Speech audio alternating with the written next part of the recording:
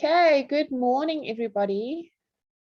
I am Miss Pauline Scumby, and I will be sharing this journey with you with the tutorial sessions on grade 12 life sciences. So today I'm going to be focusing on scientific investigations, protein synthesis, and mutations. We're going to go through the past exam paper of the DBE of 2020, paper 1 and 2, where those topics are relevant. So the topics we will cover, just zooming in on more detail. If we look at the scientific investigations, that would mean basically the scientific method. What is a hypothesis, the various types, their applications, what is reliability, what is validity.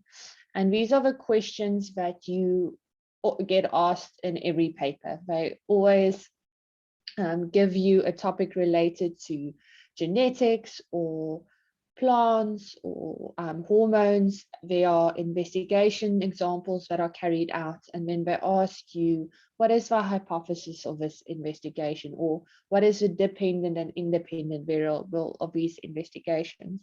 And I find that students do generally struggle with figuring which is which out, and hopefully after today you will feel a bit more comfortable about that. What you can also be asked in these papers is drawing graphs, so scientific skills on drawing graphs, and where to put the dependent and independent variable, how to label the axes, and things like that. Then we are going to move on to paper 2, where you will see there are questions about protein synthesis, and we will cover what it is, what the importance of it is, and hopefully give you a nice method to remember the basics of protein synthesis. Then lastly, we're going to see what mutations are, their causes, the types, and some of the consequences that we have learned about throughout the year. So, jumping in to some tips for when you are writing a life sciences paper. So you're going to be writing 2 question papers at the end of the year and when you do your trial examinations, and both of those will be 150 marks each. Each question paper covers a variety of content topics, and then ask your teacher for an outline of the content topics and weighting of each topic in each question paper. So it is compulsory for you to write the full 2.5 hours for all the questions, and really do make use of that time. It is enough time for you to go through the paper and to start, make sure that you are actually answering what they are asking. A lot of the time I see my students do know the content and they are just struggling with applying the knowledge to that specific question. You guys know what a mutation is, but as soon as the mutation is asked maybe in a different, strange way, it is applied to a disease where mutation is the cause. Sometimes that is a bit tricky for you guys. So it's really important to read the question and then really ask yourself, but what are they asking of me? Must I give a definition? Must I apply my knowledge? Must I give reasons? And to also look at the mark allocation. If the question counts 3 marks, am I giving 3 reasons? Am I giving enough substance, enough explanation to get me 3 marks? As well, to the other side, if you see a question is only 1 mark and you tend to write a paragraph or even 20 sentences, am I not wasting my time giving too much information for a 1 mark question, where I could rather take my time on a more difficult or a question that counts more marks? Then moving on to the 3rd bullet point, we see that each life sciences question paper consists of a section A, which is 50 marks. Those are your shorter questions, the multiple choice questions, the terminology, and so forth. Section B is 2 questions of 40 marks each, and then section C, which is your essay. where 17 marks of the section C is the content. Am I describing and telling them enough facts, 17 marks worth of facts? And then the last 3 marks of your essay in section C is just the synthesis. Is what I'm writing in coherent sentences? Do they make sense? Or am I just writing words down or bullet points, which you should not be doing? When we look at section A, and we look at the multiple choice questions, you really need to read those 4 options carefully and make sure that you again are answering what they're asking. In the questions that require only a letter, you only need to write down the letter. Make sure that, again, you don't waste your time writing.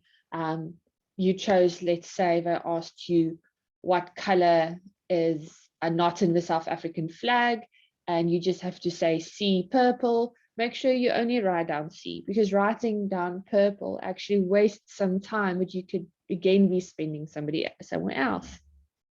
Use the correct spelling when you use biological terminology, and make sure that you are using the scientific names. You don't need to, you do need to do all your drawings and graphs in pencil. Make sure that you come to the paper prepared, and your label should be in blue or black. And then make sure that you have all the necessary stationery for your examination. Again, a pencil and a pen, super important. Make sure it's a blue or black pen, and especially a ruler. You almost always get asked to draw some sort of diagram or a graph, and it's very important that you can do that so neatly, so that the teacher can actually see what you're writing and give you the marks that your answer is worth. So those were my tips. Let's jump into the scientific method.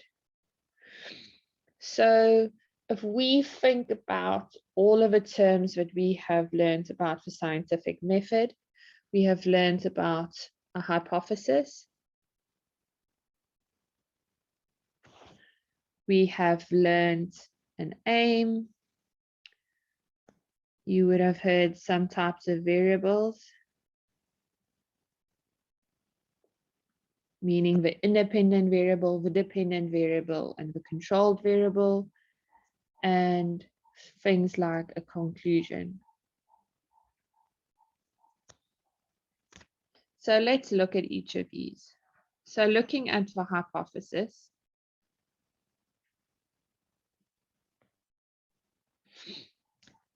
a hypothesis is your guess, your attempt to give the teacher, to give the examiner the outcome of the experiment.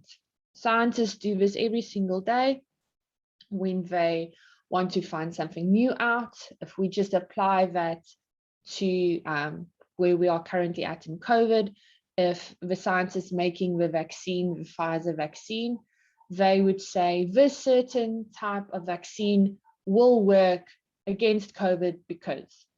So they are giving their outcome guess. They are guessing that, yes, this will work. And then they go through the scientific investigation, they set up rigorous tests, and they see, is their guess correct? Will it really work? And scientists use hypotheses every single day of their lives. And it is really important that you have some idea of what you expect the outcome to be, because you want to see what you are testing and if you are finding those results. So it is important to remember a hypothesis when you need to write one down. You need to include both your variables. You need to include your independent and dependent variables. And we're going to see now how to identify them. Make sure you state the relationship between these two variables. And also make sure that it is a statement. A hypothesis is not a question. It is not something we are unsure about. Oh, would it really work? A hypothesis is our guess. Yes, I'm guessing. I trust myself. I back myself. I know this will work. Moving on to our aim. So our aim is basically what we want to achieve. We want to do this experiment to see if sunlight is really good for plants. That is what we wanted to achieve. Here comes the tricky part, the independent and dependent variables. So starting off with the independent variable. The independent variable refers to the factor that is being investigated. So the investigator, that is you carrying out the experiment, is the one that's going to manipulate this variable. We are controlling it. It is also not, it's also going to be the same in the course of the investigation, and we'll see what that means just now. Also important, it is on the x-axis of a graph. Your dependent variable is the variable that refers to what are we testing, what is going to be the thing that is changing, and what are we measuring. So it's always good to ask yourselves, a nice tip I find to tell my students is, if you look at an experiment, what did they test? That is my dependent variable. What did they change to manipulate the outcome of the thing they were testing? That is the independent variable. How these two relate to each other, dependent, just think about it as you want to be independent of your ex-boyfriend or girlfriend. So if we draw this graph, your dependent variable is on your y-axis. Remember the y, when you draw it, it's got a line going down, and that helps you remember that the line going down on this graph is the y-axis. And you are independent of your x, so your independent variable will be on the x-axis of your graph. And think of a normal graph, you would see it going up and down, and that shows that the dependent variable over here is the thing that keeps on changing, and our independent variable, which the investigator chooses the amounts or the size, is a thing that doesn't change due to the dependent variable. And then lastly, our conclusion. Our conclusion, we give the reader of our scientific paper or the examiner, we tell them what we have found out. Yes, plants are dependent on sunlight for growth. So again, my conclusion also includes my two variables.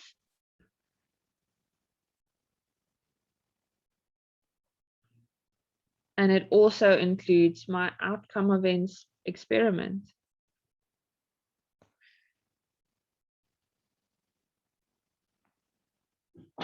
So let's look at this practice exercise.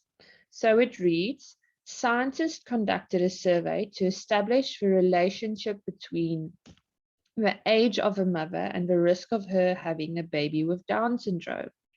They recorded the number of babies born with Down syndrome per 5,000 deaths over a 1-year period and recorded the age of a mother. Their findings are summarized in the table below.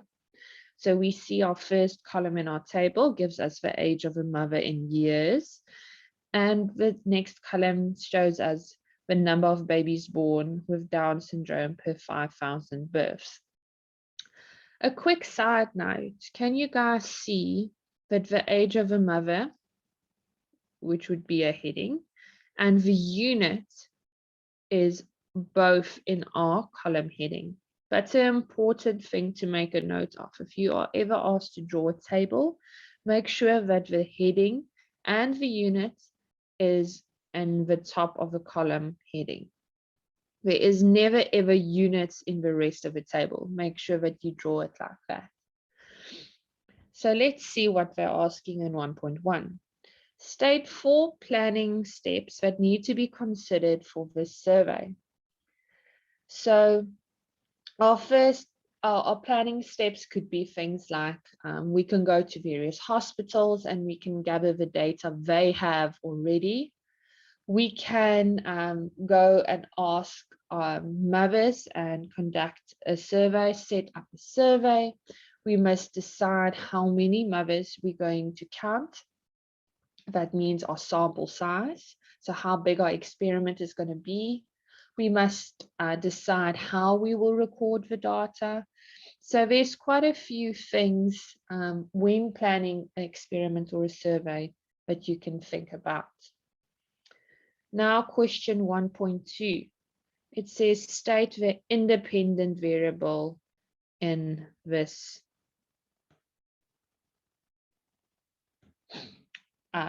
question. So let's remind ourselves what the independent variable means.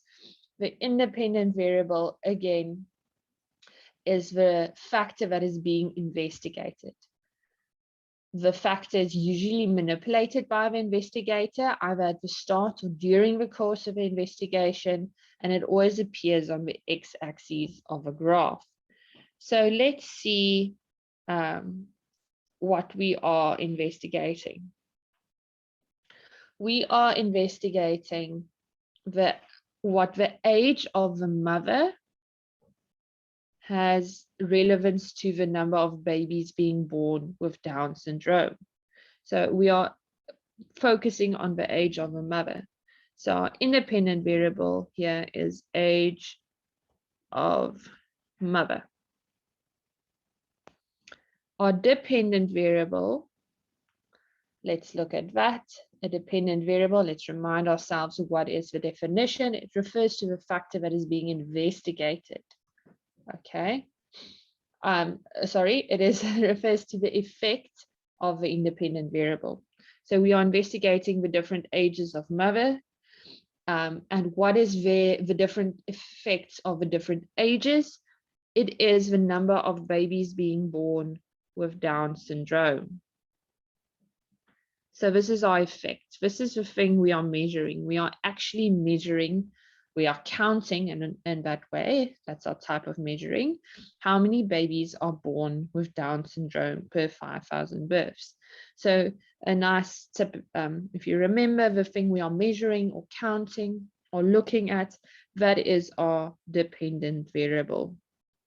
So it's the number of babies being born.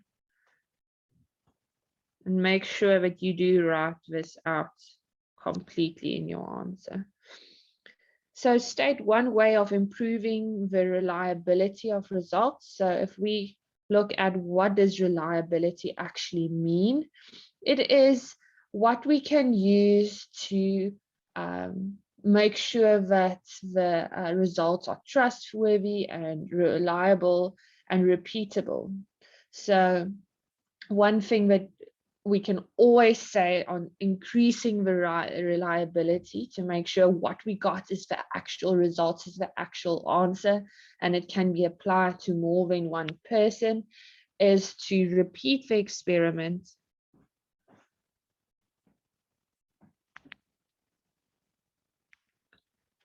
or an answer that you can also always give is to increase. Sorry, I don't know why it's doing this. Okay, I'm going to write it here. Increase sample size. Sorry for these lines. I don't know why I did that. So your two basic answers you can always give for reliability is to increase your sample size, meaning I'm asking more mothers. I'm making more questionnaires and surveys. Because asking more people means that the answers I'm getting can actually be applied to a bigger number of people, and my average is then more accurate. And to also just repeat my experiment. Lastly, state a conclusion that can be made from this experiment. So let's look at this table. We saw when the mothers were age 25, we saw 10 babies per 5,000 births of Down syndrome. 35, we saw 15 babies, and then 45, we saw 300 babies. So our conclusion here is remember we have to use both variables. So let's use the independent first. And we can say something like, for older the mother, the increased risk of having a baby born with Down syndrome. Can you see that I used both variables, the dependent and independent variable over there? Okay, so that was this slide. I don't know if there's anybody with an answer. Oh, sorry, a question. You are more than welcome to ask in the chat area. I am looking at that if you are confused. Let's look at this one question we had from the past paper. It was question 1.1.10, and it read, a group of students observed that the long-term use of antibiotics results in the decreased control of bacterial infections. From this observation, the students stated that antibiotic resistance in bacteria is caused by the long-term use of antibiotics. Now, the question asks us to say which type of statement is this? Is this a theory, an aim, a hypothesis, or a conclusion? Now, this type of statement, let's cancel out each one and see why it could be that one or not. Let's look at conclusion. Why can't it be a conclusion? So they have not conducted the experiment yet. They just saw an observation, and they saw that they have observed that long-term use of antibiotics resulted in the decreased control of bacterial infections. Why could this not be a theory? So the theory that we have learned about this year is the theory of natural selection. Now, a theory is when we have asked, a lot of scientists have asked a lot of questions and made a lot of hypotheses that sound the same, and they have concluded that this statement is actually applicable, it is actually true, and that is a theory. So here it was just one experiment in this example, and it could not therefore be a theory. Why can it not be an aim? So it cannot be an aim because our aims is what we would like to find out with the experiment, our goal. And this sentence does not sound like a goal. It reads, antibiotic resistance in bacteria is caused by the long-term use of antibiotics. Now, a goal would sound more in the lines of, I want to find out, or I want to investigate what is the effect of long-term use of antibiotics. I want to determine. So when you write an aim, when the question asks you to write an aim, there's nice words that you can use, and just remember that you should use. You can use, you want to determine, or to investigate, or to find out. So those are words a typical aim will use, basically our goals for this experiment. Now, this is a hypothesis. Why do we choose hypothesis? Because firstly, it is a guess of the results of the experiment. It gives us our dependent and independent variable. So our independent variable will be the use of antibiotics. We are investigating that. And what is it causing? What are we measuring? We are measuring the amount of antibiotic resistance. Okay, and that was question 1.1.10. Let us move on to the second section, mutations. I see there's no questions on that part, so I'm going to move on to mutations. So let us read this question. It is from paper 2 in the 2020 November exams. So it reads, sickle cell disease is caused by a recessive allele and first appeared in humans as a result of a gene mutation. The table below shows the number of children born with sickle cell disease in some regions in a particular year. So here we see on the left the regions, and on the right, number of children born with sickle cell disease. So question 2.4.1 asks us, what is a gene mutation? So genes are the all the things, but basically you can say makes us us. So when we did DNA, we learned about the structure and the nucleotides and how that comes together to form proteins, and those proteins form organs and systems, and at the end it forms humans. So let's just focus on what is a gene. So a gene is a unit of heredity that is passed from parents to offspring. So it is what we inherit. It is the DNA that we inherit. And if we talk a mutation, we are talking about a change.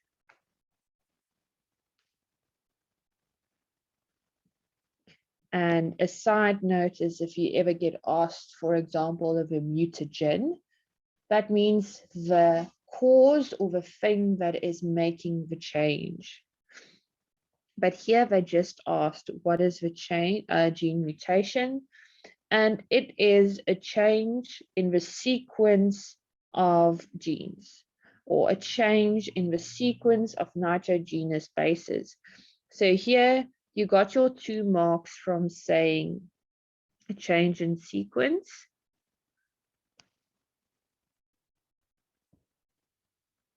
Which was your first mark, and you got your second mark for either saying nitrogenous, that's a type of molecules that we are working with,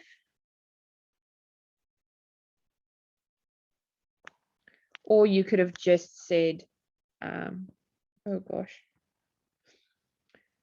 nitrogenous bases,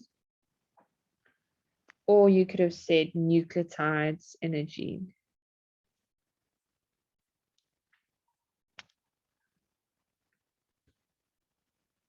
So either of those 2 options gave you your second mark.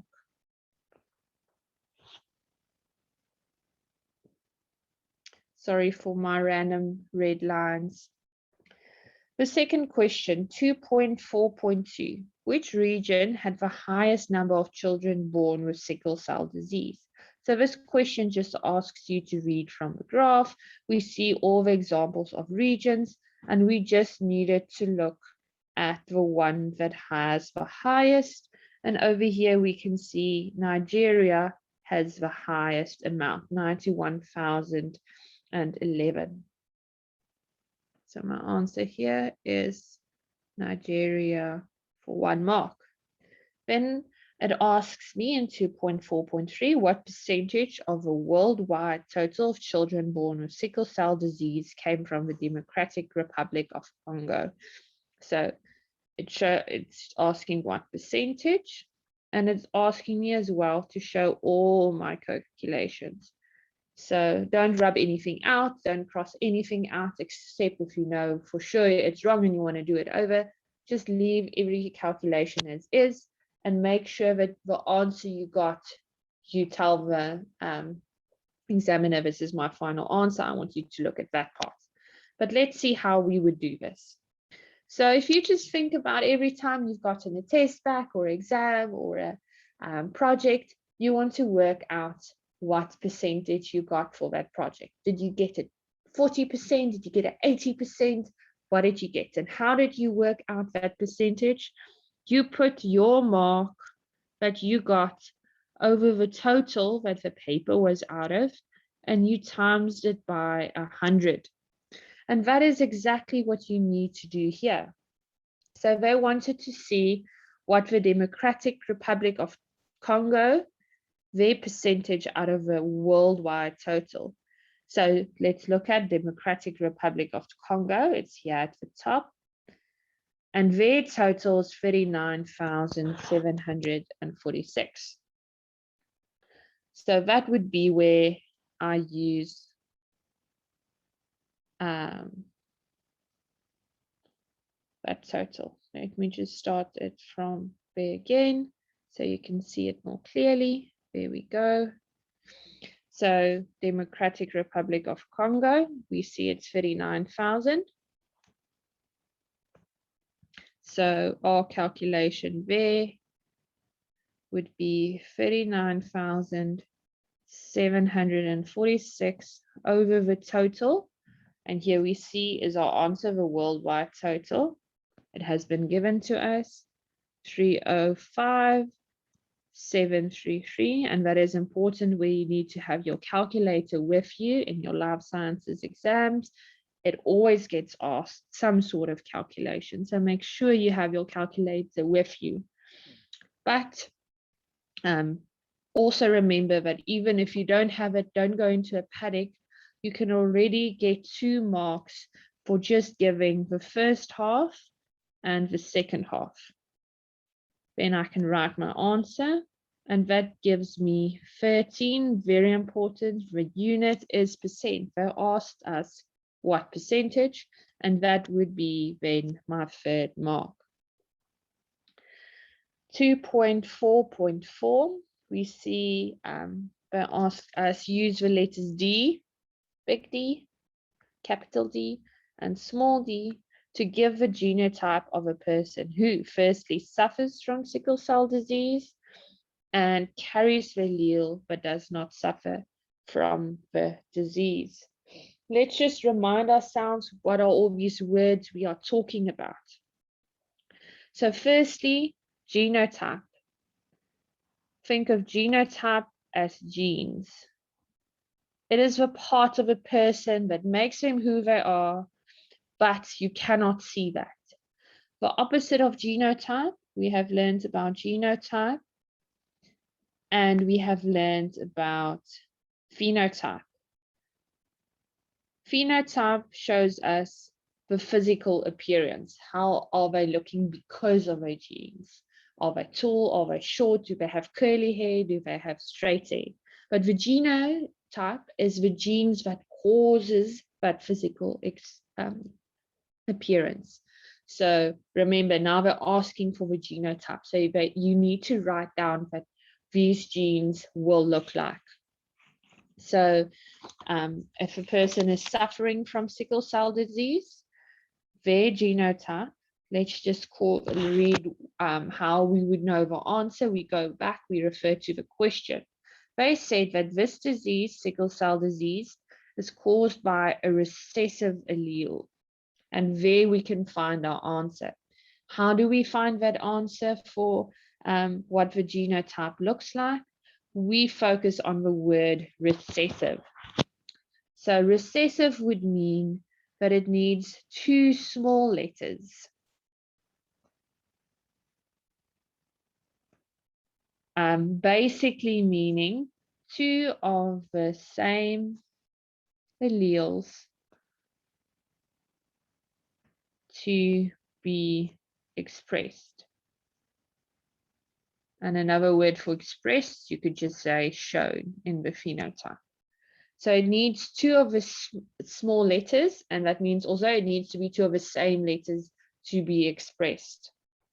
So going back here, we can then safely say a person with sickle cell disease, their genotype, and the question wants us to use the letter D, would look like this. 2 small letter Ds to show that they are recessive. And also what we can see here, we don't need to answer this, but they are homozygous, meaning this prefix here means the same. So they've got 2 of the same alleles, 2 small letter Ds, and they are homozygous for that. Next one is they explain to us we need to show a person that carries the allele but does not suffer from the disease. We can immediately see that if it's carrying that disease allele, it needs a small letter. But this person is not suffering from the disease, so it cannot have another small letter.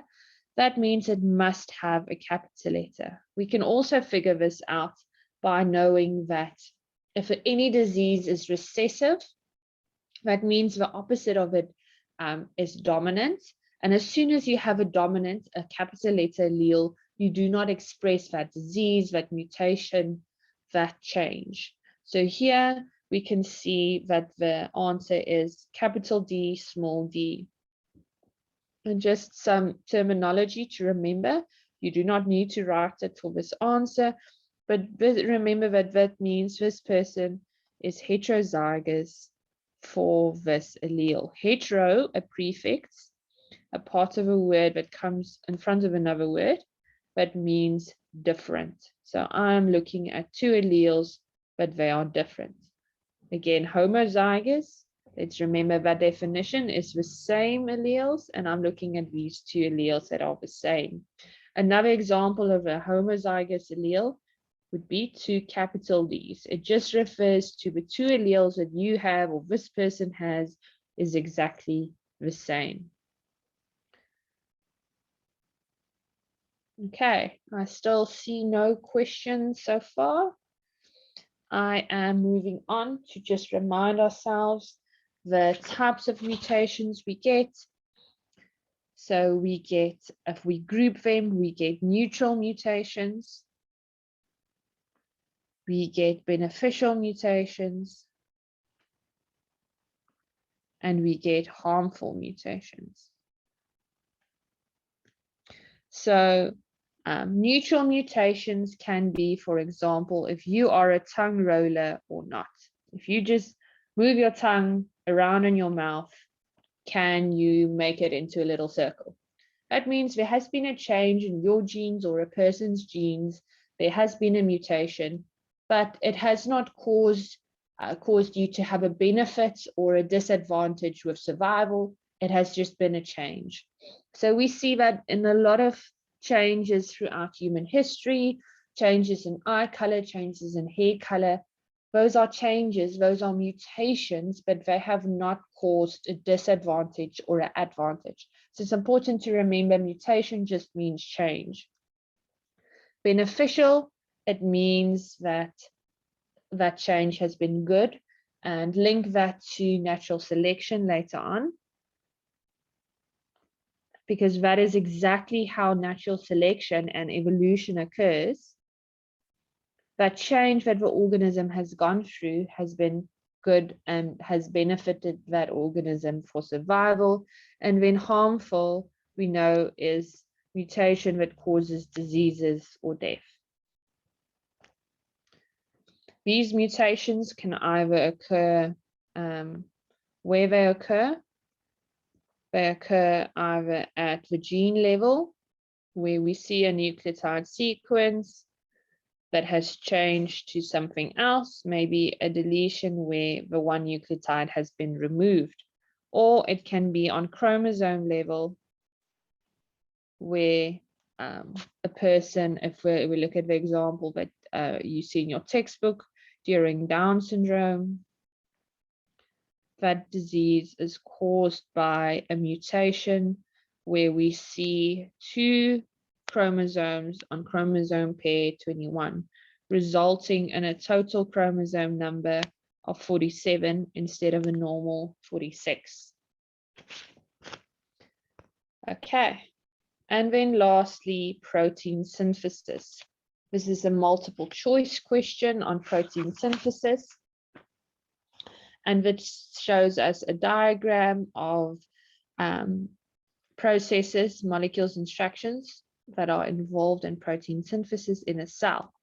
Which one of the following is correct for labels 1, 2, and 3 in the diagram? So let's find 1, 2, and 3. 1 here is in the circle, and we know the center of the big circle is our nucleus.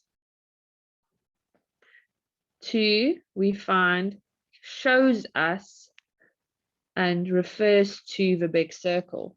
So we can guess that would probably have something to do with the nucleus itself as the label. And then let's just say this is happening, 1 is happening in the nucleus, and then 3, we can see it is just here in the middle of the cell. It is not referring to any specific organelle, but we can guess that 3 is happening in this area, which is the cytoplasm. So let's think about which process of protein synthesis, so meaning making proteins, is happening where. So if we think back to just the steps of protein synthesis, let's just write them down. So steps of protein synthesis. Step 1 is transcription. Now, transcription is where we go from DNA to the molecule mRNA. Where do we find DNA? We find DNA in the nucleus. This whole process happens in the nucleus. Now, I like to tell my students that mRNA, think of it as a taxi or an aeroplane, something that is moving. It's our messenger RNA. It's going to take a parcel, or you can even think of like mRNA as DHL, the delivery service, or the take-a-lot van, where it's going to take the information and it's going to deliver it to your house. It wants to take it somewhere else. So translation is where that information from the mRNA is going to be told over, it's going to be translated, it's going to be told, think of it as told or taught to tRNA, which eventually takes that message and put it into amino acid sequence, and that amino acid sequence makes up a protein. And this all happens in the cytoplasm. If you think about the organelle, it has a lot to do with the cytoplasm as well as a ribosome. It's the organelle that the tRNA goes and sticks to when protein synthesis is happening. So how to answer this question? Let's look at all the options. If we look at A, could it be A? So process 1, transcription. Yes, it could be A, because we can see A1 is happening in the nucleus, and we know transcription is happening in the nucleus. So far, this one looks good. Structure 2 is this whole circle thing, but it is referring to the ribosome. No, we know that. We know it's a nucleus. Molecule 3, tRNA. Could this be tRNA? No. We know the clue for tRNA is it literally looks like a T. And here are our examples of tRNA. So it can't be that. Let's look at B. Can it be B? No, because translation does not happen in the nucleus. We move on. Let's look at C. Transcription, yes, that looks good so far. Structure 2, is it the nucleus? Yes, it is. And lastly, is this long line mRNA? Yes, we know that's what mRNA looks like. It's a short piece of nucleotides. Remember that mRNA always has a U in and not a C, but we know that mRNA is a line of nucleotides. It's a single strand, and it has come from DNA in the nucleus, has carried the message from the DNA to outside of the nucleus, and there it will continue with protein synthesis. Okay, and that is all the questions that we are going to go through today. Thank you so much. That was mutations, protein synthesis, and a scientific method. If you want to contact me, you are welcome to email me at scumbi@africateamgeeks.co.za with any questions. Thank you.